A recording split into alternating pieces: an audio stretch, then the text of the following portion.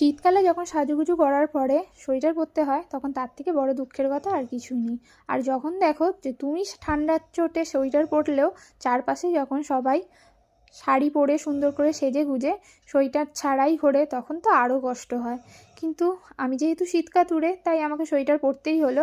আর sweater পরে দেখতে পাচ্ছ আইসক্রিম খাচ্ছি, এটা আর একটা সুন্দর ব্যাপার। আর এই একটা হচ্ছে আমার ছেলে, যে হচ্ছে ছবি তুলবেই না। আমরা তো ছবি তোলাবো কিন্তু ও তুলবে না। দেখো মুখটা সোজা করে দিল, মুখ আবার অন্যদিকে ঘুরিয়ে নেবে। অগত্যা আমি যে ক্যামেরার দিকে তাকিয়ে ছবি তুলে নিলাম। তো একটু পোস্ট টোস্ট দিয়ে ছবি তোলার পরে স্টার্টারে গিয়ে হচ্ছে বিভিন্ন রকমের স্টল বসেছিল, মোমো পকোড়া সব খেয়ে নিলাম, আর সঙ্গে এদের নাচও দেখে নিলাম।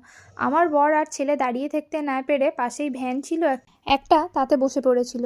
আর শীতকালে সোয়েটার পরে যেতে হলেও খাওয়া দাওয়াটা কিন্তু জমিয়ে হয়েছিল, যেটা আমার দুঃখ কিছুটা হলেও ভুলিয়ে দিয়েছিল। আর শীতকালে এটাই মজা